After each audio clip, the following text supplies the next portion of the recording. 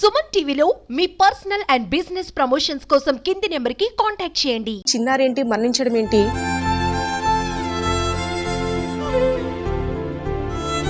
మరణించబోతున్న కారణంగా ఒక 5గురికి తన అవయవాలను దానం చేస్తూ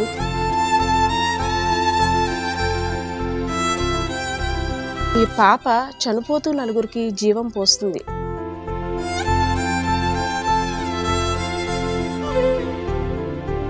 అసంతృప్తి బతుకుతాం మేడం, అంతే. అది గుర్తుంచుకోవాలా బతుకుతాం మేడం.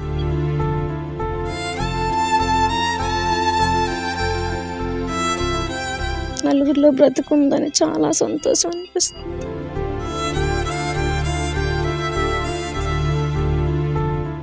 హాయ్, హలో, నమస్తే, వెల్కమ్ టు సుమన్ టీవీ.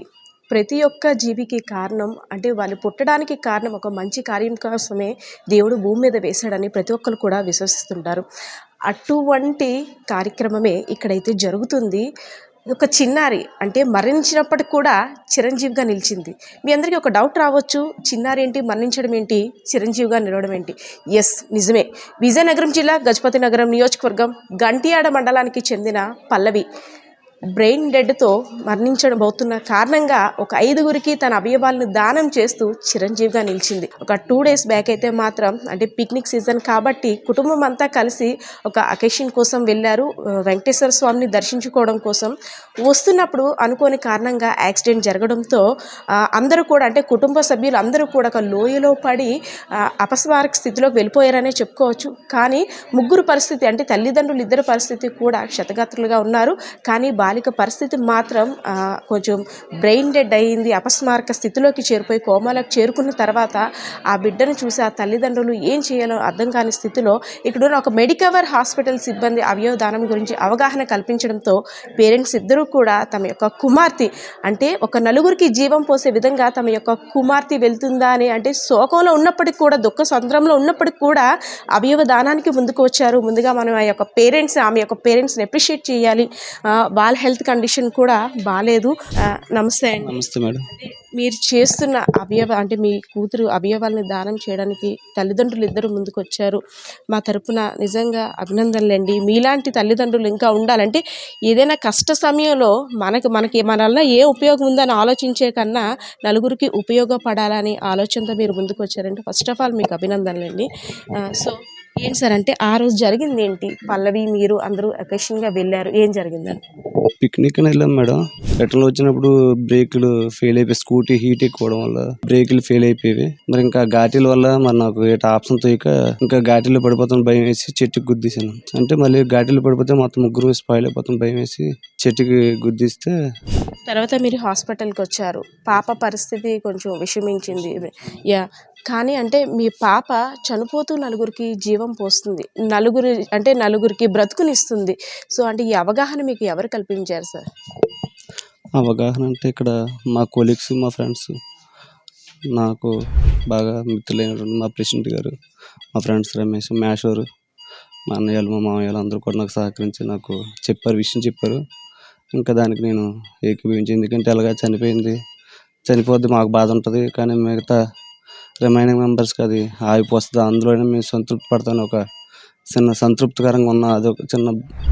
పల్లవి ఏం చదువుతుంది సార్? వెళ్ళే ముందు కూడా అంటే ఆ చిట్టి తల్లి ఒక మహాలక్ష్మి లాగా మీ కళ్ళ ముందు మెదిలేది. సో ఈ పరిస్థితిలో ఒక 4గురింటికి వెళ్తుంది. ఆ మహాలక్ష్మి ఒక 4గురు కుటుంబాల్లో నవ్వులు చిందించడానికి వెళ్తుంది. సో అంటే మన అమ్మాయి మనకి భౌతికంగా దూరం అవుతుంది, కానీ 4గురిలో జీవించి ఉందని ఆనందం మీలో ఉందంటారా? ఉంది మేడం. చిన్న సాటిస్ఫాక్షన్ ఉంది మేడం, అంతే. లైఫ్కి అసంతృప్తి బతుకుతాం మేడం, అంతే. అది గుర్తుంచుకోవాలా బతుకుతాం మేడం.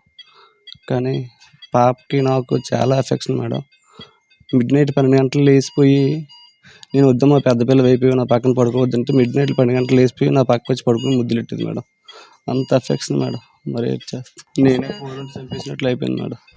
అంటే మీరు కోరుండి మీరు అనుకుంటున్నారు, కానీ అది దైవ నిర్ణయం అనే మనం అనుకోవాలి.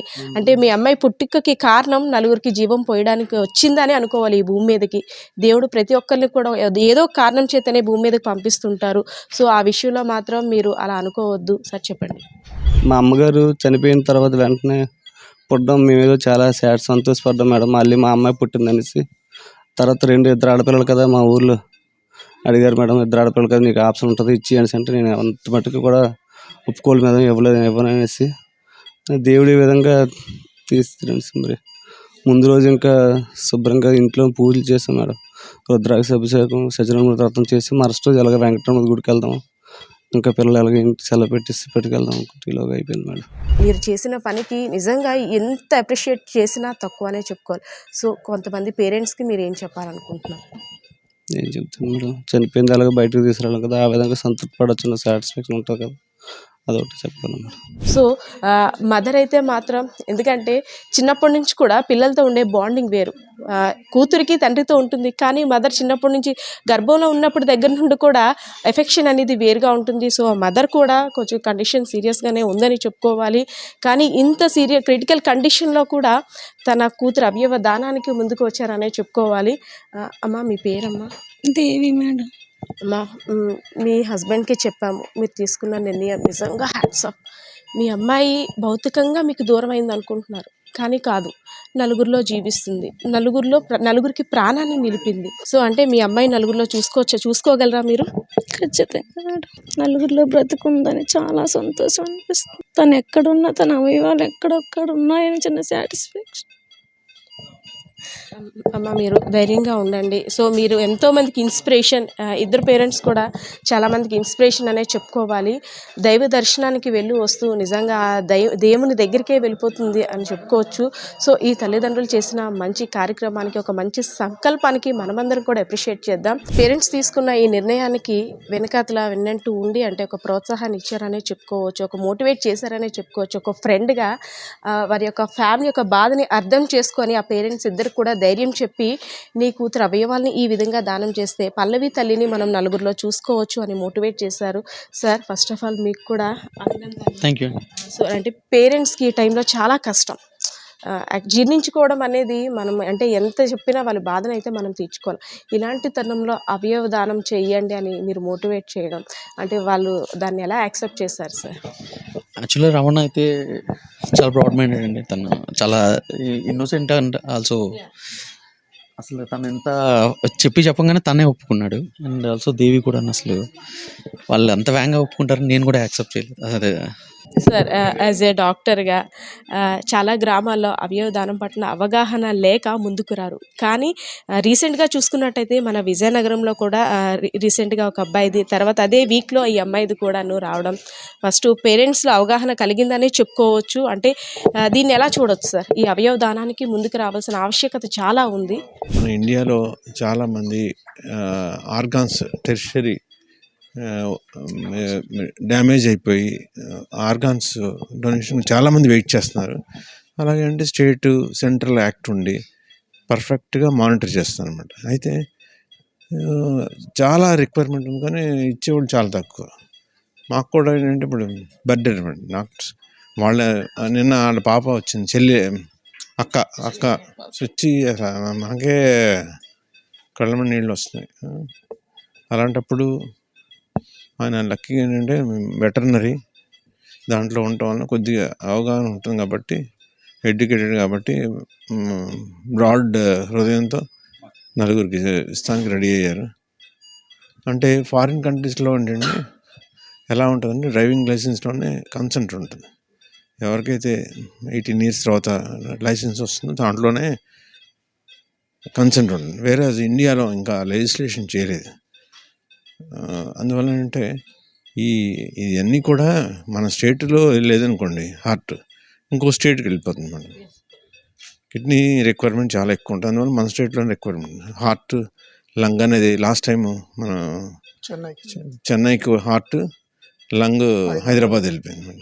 ఏ ఆర్గాన్స్ని డొనేట్ చేస్తున్నారు సార్ పల్లవి పాప? అంటే తన యొక్క ఆర్గాన్స్ని మనం బయట పెట్టకూడదు ఎక్కడికి వెళ్తున్నాయి అనేది, కానీ ఏ ఆర్గాన్స్ సూటబుల్గా ఉన్నాయి డొనేట్ చేయాలి? కార్యక్రమానికి పూనుకున్నటువంటి వారి పేరెంట్స్కి మనం అభినందనలు తెలపాలి. ఆర్గాన్ డొనేషన్ చేస్తేనే మనకి పిఎం అనేది ఈజీగా అవుతుంది. పోస్ట్ మార్టం, ఇంకా పోస్ట్ మార్టంలో ఏం చేయాలో తెలియక మొత్తం అన్ని ఆర్గాన్స్ తీసేసి అన్నీ కూడా టెస్టులు చేస్తారు. కానీ ఆర్గాన్ డొనేషన్ చేసేటప్పుడు ఎక్స్పర్ట్ డాక్టర్స్ వచ్చి ఏది మనకి పనిచేస్తుంది, ఏది పేషెంట్కి సూటబుల్ అదే తీసి మిగిలిన పార్ట్స్ అనేది కూడా టచ్ చేయరు. సో పోస్ట్ మార్టం అనేది కూడా చాలా ఈజీ అవుతుంది, సింపుల్గా అవుతుంది. సో ఆ విషయం జనాలకు తెలియక ఏమనుకుంటున్నారంటే ఆర్గాన్స్ ఇస్తే అదైపోద్ది ఇదైపోద్ది అని ఒక అపోహ. కానీ ఈరోజు ఈ పేరెంట్స్కి మనం చాలా అభినందనలు తెలపాలి. వాళ్ళు సఫర్ అవుతున్నారు, వాళ్ళు ఎదురుగుండా మీరు తీసుకుంటున్నారు. కానీ ఎందుకంటే వాళ్ళకు కూడా తెలియాలని నేను ఈ విషయం చెప్తున్నాను. ఎందుకంటే మనం పోస్ట్ మార్టం చేస్తే మొత్తం బాడీ మొత్తం కోసేస్తారు, కానీ ఆర్గాన్ డొనేషన్లో ఏ పార్టో ఆ పార్టే తీసుకుని మిగిలిన అంతా కూడా అలా ప్రిజర్వ్ చేసి మీకు మళ్ళీ అలా హ్యాండ్ ఓవర్ చేస్తారనమాట. ఇంకొక విషయం ఏంటంటే, మీరు అడిగారు వచ్చేటప్పుడు కండిషన్ ఎలాగ ఉందని చెప్పేసి. ప్రాబ్లం ఏం జరిగిందంటే ఇక్కడ ఎస్కాట్లో డాక్టర్స్ చూసినప్పటికీ కండిషన్ ఏమీ లేదు, ఆల్మోస్ట్ మీరు తీసుకెళ్ళిపోవచ్చు అని. అంటే అక్కడ ఒక డాక్టర్స్ ఒక యాంబూ బ్యాగ్ ఇచ్చి లక్కీగా అది చేసుకుంటూ తీసుకువెళ్ళండి అని చెప్పి ఇక్కడ పంపించారు.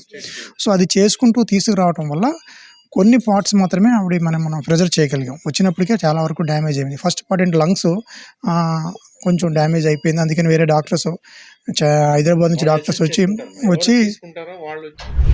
చేసుకుంటారు. హార్ట్ అనుకోండి, హార్ట్ సర్జన్స్ వాళ్ళు వచ్చి ఇప్పుడు లాస్ట్ టైం MGM నుంచి వచ్చారు.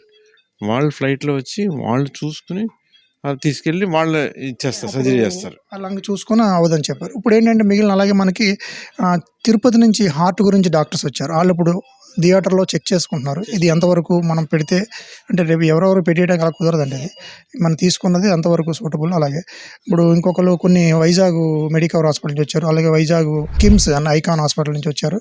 ఇలాగ వేరే వేరే డాక్టర్స్ వచ్చారు. ఇప్పుడు వాళ్ళు థియేటర్లోకి తీసుకెళ్ళాం, మనం లోపలికి చూసుకుని ఏదైతే సూటబుల్లో అన్నీ కూడా తీసుకుని మన పేషెంట్ని యొక్క ప్రెజర్ చేయడానికి చాలామంది ప్రయత్నిస్తూ ఉంటారు అన్నమాట. చిన్నారి పల్లవి చిరంజీవిగా నిలిచిందంటారా? నిలిచిందండి. డెఫినెట్గా 3-4 ఆర్గాన్స్ని సేవ్ చేయడానికి మనం ప్రయత్నిస్తున్నామండి. ఒక టీం చెన్నై నుంచి కూడా వచ్చారు. వాళ్ళు స్మాల్ బౌల్ ఏదో చూసుకుందాం అనుకున్నారు, వాళ్ళకి కూడా అది ఉపయోగపడుతుంది. 2 కిడ్నీలు ఉపయోగపడేలాగా ఉన్నాయి. ఒక లివర్ కూడా చూస్తున్నారు. అలాగే హార్ట్ కూడా తిరుపతి నుంచి డాక్టర్స్ వచ్చారు. వీళ్ళంతా చూసుకుని ఏది సూటబుల్ అయితే అది తీసుకెళ్ళి పెడతారనమాట. ఆర్గాన్స్ ట్రాన్స్పోర్టింగ్ అనేది అంటే ఇక్కడ అవయవాలను తరలించిన తర్వాత ఎంతసేపట్లో కంప్లీట్ చేస్తారు? అది డిపెండింగ్ ఆన్ ద ఆర్గాన్ బట్టి ఉంటుందండి. ఒక్కొక్క ఆర్గాన్ అయితే వితిన్ 2 అవర్స్లో చేయాలి, ఒక ఆర్గాన్ 4 అవర్స్లో చేయొచ్చు. అది డిపెండింగ్ ఆన్ ది ఆర్గాన్ బట్టి ఉంటుంది. అంతే గ్రీన్ ఛానల్ ఏర్పాటు చేసి కొన్ని ఫ్లైట్లో తీసుకెళ్తున్నారు, కొన్ని ట్రాన్స్పోర్ట్ తీసుకెళ్తున్నారు. కొన్ని డిలే అవుతున్నప్పుడు ఇంకా తప్పదరంగా ఉన్నప్పుడు ఇంకా మరి దాన్ని ఏమీ చేయలేము. ఎందుకంటే మనం తీసుకున్న వాళ్ళు కూడా నష్టం రాకూడదు. అంటే ఇదే తీసి మళ్ళీ మార్చేయడం అలా ఉండదండి. ఒకసారి పెట్టిన తర్వాత దాని కాంప్లికేషన్స్ ఇవన్నీ ఉంటాయి, అవన్నీ అవాయిడ్ చేయడానికి మనం ప్రయత్నం చేస్తున్నాం. అందుకనే ఫ్యూచర్లో ఆ ప్రాబ్లమ్స్ లేకుండానే మన తిరుమల మెడికవర్ హాస్పిటల్లోనే ట్రాన్స్ప్లాంటేషన్స్ కూడా ఫ్యూచర్లో వస్తాయి. ఎందుకంటే ముందు ఇలా డొనేషన్స్ అనేవి 1-2-3 జరిగితే మాకు కాన్ఫిడెన్స్ వస్తుంది, జనాలకి కాన్ఫిడెన్స్ వస్తుంది. అప్పుడు మిగిలిన మనం ప్రొసీడ్ అవ్వచ్చు అని 1000 ఓపెన్ హార్ట్ సర్జరీస్ చేస్తున్నాం, బైపాస్లు చేస్తున్నాం. గత 12 ఏళ్ళ నుంచి హార్ట్ సర్జరీస్ చేస్తున్నాం. అందువల్ల అంటే మనకి ఆ ఎక్విప్మెంట్ అన్నీ ఉన్నాయి. ఒక దీపాన్ని వెలిగిస్తే కొన్ని వందల లక్షల కొద్ది దీపాన్ని వెలిగించే అవకాశం ఉంటుందని మనందరికీ తెలిసిందే. సో చిన్నారి పల్లవి ఆర్గాన్ డొనేషన్స్ కారణంగా 4 జీవితాల్లో వెలుగుతుంది. సో పేరెంట్స్ తీసుకున్న నిర్ణయాన్ని కూడా మనందరం అప్రిషియేట్ చేయాల్సిన ఆవశ్యకత ఉంది. సో మరి కాసేపట్లో చిన్నారి పల్లవి యొక్క అవయవాలను తీసుకెళ్లేందుకు గ్రీన్ ఛానల్ సిబ్బంది కూడా సిద్ధంగా ఉన్నారు. మరి కాసేపట్లో ఆ విజువల్స్ని కూడా చూద్దాం. కెమెరా పర్సన్ శ్రీనివాస్తో పద్మ, సుమన్ టీవీ, విజయనగరం.